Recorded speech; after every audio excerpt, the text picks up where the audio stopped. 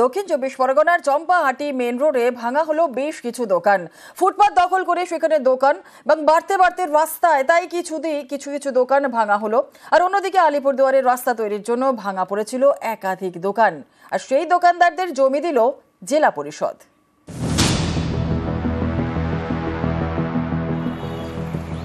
আলিপুরদুয়ারের ২ নম্বর ব্লকের সলসলাবাড়ি, এখান থেকে ফালাকাটা পর্যন্ত 4 লেনের রাস্তা তৈরি হচ্ছে। নতুন রাস্তা তৈরির জন্য ভাঙা পড়েছে একাধিক দোকান। সেই সব দোকানদারদের নতুন দোকান তৈরির জন্য জমি দিল আলিপুরদুয়ার জেলা পরিষদ।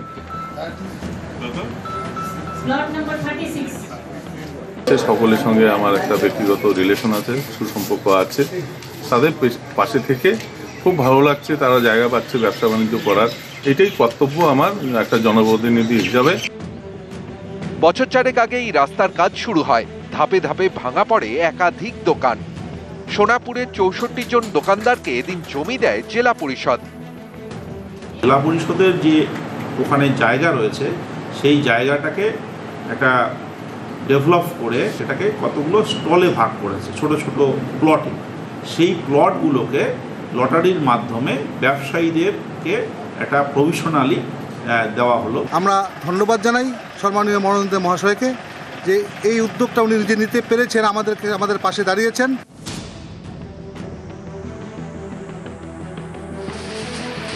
দক্ষিণ চব্বিশ পরগনার বারুইপুর, এখানকার চম্পাহাটি মেন রোডে ভাঙা পড়ল প্রায় 50টি দোকান। চম্পাহাটি মেন রোড বারুইপুর, কলকাতা এবং চম্পাহাটি স্টেশনে যাতায়াতের গুরুত্বপূর্ণ রাস্তা। এই রাস্তার ফুটপাত দখল করে তৈরি হয় একাধিক দোকান। এই সব দোকান বহরে বাড়তে বাড়তে চলে আসে মেন রোডের উপরে। পঞ্চায়েতের দাবি, এতে গাড়ি চলাচলে সমস্যা হতো, তাই বাধ্য হয়ে দোকান ভাঙতে হয়েছে। দীর্ঘদিনের চম্পাহাটির যন্ত্রণা। 3 মাস আগে থেকে এদের নোটিশ দেওয়া হচ্ছে, বারে নোটিশ দেওয়া হচ্ছে, বলা হচ্ছে, প্রচার করা হচ্ছে, কেউ কোনো কিছু করেনি। এই জন্য আজকের আমরা অপারেশনটা আমাদের প্রশাসন থেকে আজকের দিন ঠিক হয়েছে, আজকে আমরা সব ভেঙে ভাঙা হোক। আমরাও চাই যে দোকান ক্লিয়ার হোক, রাস্তা পরিষ্কার হোক, সব কিছু। চম্পাহাটির একটা বিরাট যানবাহনের সমস্যা আছে, সেটা ভেঙে দিল, কিছু করার নেই, আমরা সহযোগিতা করবো। আর কি বলবো। আলিপুরদুয়ার থেকে রাজকুমার কর্মকার ও দক্ষিণ চব্বিশ পরগনা থেকে অর্পণ মণ্ডল, নিউজ 18 বাংলা। অসমের কাজিরাঙ্গার পরে জলপাইগুড়ির গরুমারায় নজর চোরা শিকারীদের। আর এই খবর পেয়ে সতর্ক বন দপ্তর, গরুমারা জুড়ে জারি হাই অ্যালার্ট।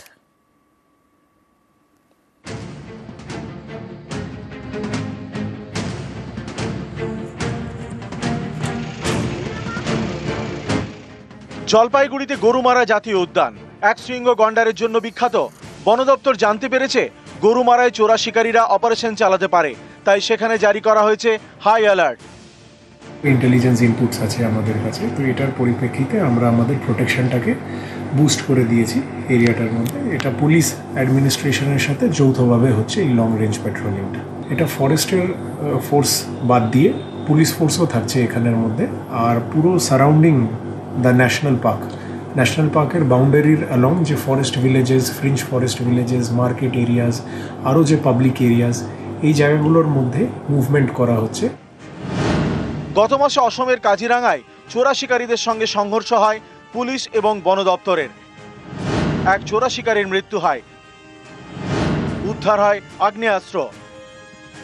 বন দপ্তর জানতে পেরেছে এবার চোরা শিকারীদের টার্গেট গরুমারা জাতীয় উদ্যান, তাই বাড়ানো হয়েছে নিরাপত্তা। উদ্বেগের ব্যাপার যে চোরা চালানকারীদের চোখের এখন ডুয়ার্সের আমাদের গরুমারা অভয়ারণ্য। কারণটা কি, কাজিরাঙ্গায় চোরা চালানকারী একজন নিহত হয়েছেন ফরেস্ট ডিপার্টমেন্টের গুলিতে, যেটা জানা যাচ্ছে। তার পাশাপাশি আমরা পরিবেশপ্রেমী হিসেবে এটা আবেদন রাখতে চাই যাতে টেকনোলজি আরও বেশি ইউজ করা হয়। জলপাইগুড়ি থেকে রকি চৌধুরী, নিউজ 18 বাংলা। তৃণমূলে পদ পেলেন কাশেম সিদ্দিকী। তৃণমূল রাজ্য সম্পাদক পদে ফুরফুরা শরীফের পীরজাদা কাশেম এবং 26-এর ভোটের আগে তৃণমূলে পদ পেলেন তিনি। তৃণমূলের কোর কমিটিতে এলেন কাশেম সিদ্দিকী। ফুরফুরা শরীফের উন্নয়নের আশ্বাস কাসেমের। গত মার্চে ফুরফুরা শরীফে ইফতারে মুখ্যমন্ত্রীর পাশে দেখা গিয়েছিল এই কাসেমকে, আর তারপর দিন পার্ক সার্কাসে ইফতারেও মুখ্যমন্ত্রীর পাশে দেখা যায় তাকে। আর তখন থেকেই কাসেমকে নিয়ে চলছিল জল্পনা। আজকে আমাকে দিয়েছে, আমি খুশি। বাংলার মানুষের জন্য আমাকে কিছু করতে হবে। ফুরফুরার উন্নয়ন নিয়ে কীভাবে কাজ করবো?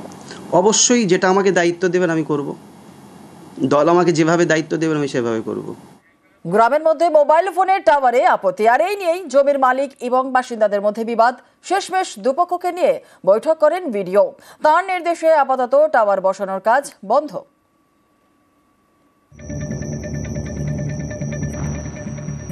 জলপাইগুড়ি সদরের পাহাড়পুর গ্রাম পঞ্চায়েত।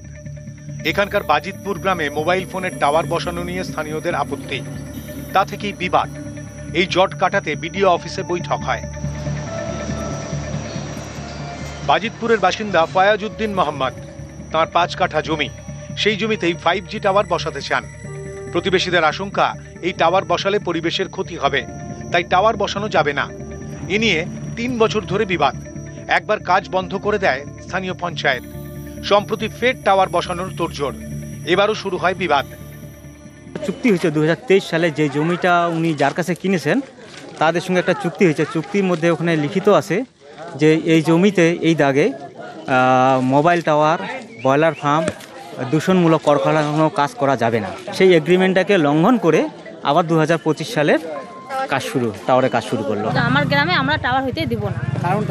কারণটা কি, আমাদের বাচ্চা কাচ্চা আছে, হয়তো বাচ্চা কাচ্চা কোনো অসুবিধা থাকতে পারে, পশু পাখিগুলোও তো থাকতে পারে, পশু পাখিও তো ক্ষতি হতে পারে।